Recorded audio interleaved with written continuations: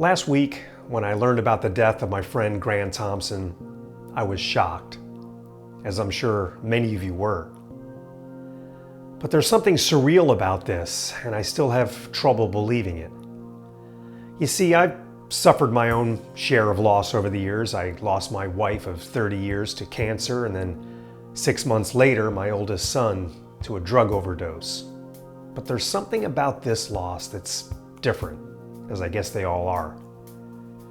Back in 2010, Grant launched his YouTube channel, and he took on a force of nature in his first DIY video, the electromagnetic flashlight project.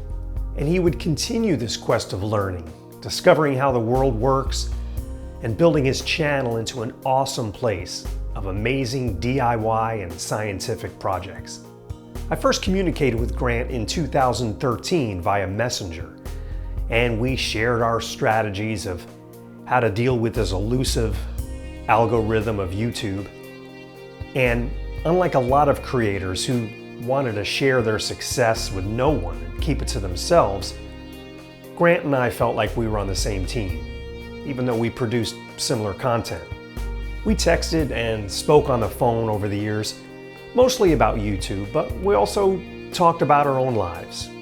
He shared with me when he was expecting his 4th child, and we talked about things that were personal to us, and that created a friendship between me and Grant. And we thought about collaborating, but with him in Utah and me in Florida, it just didn't work out, and for that I'm sad. I wish we could have collaborated together at some point. So what makes this loss so much harder to understand? Here was a guy who played with liquid nitrogen, throwing it in his own face.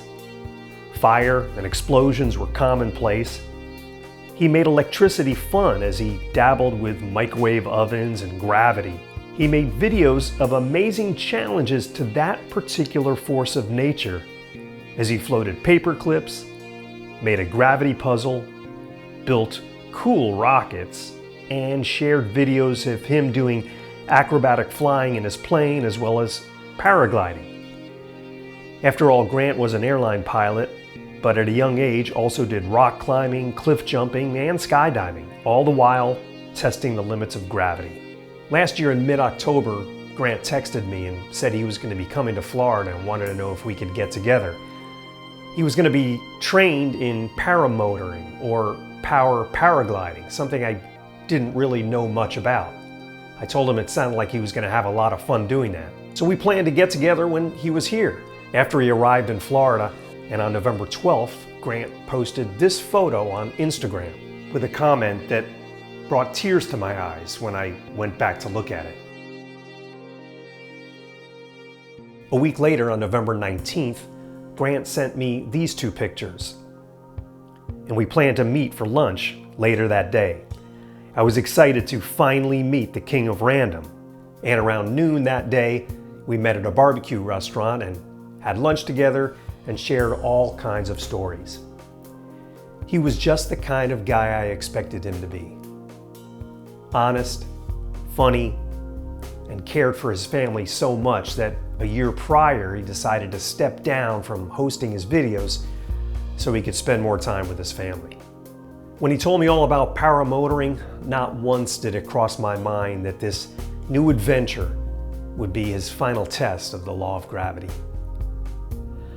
I will miss Grant, and we will all miss what incredible paths his life would have taken. To me, Grant Thompson will always be the king of random. Thank you for watching.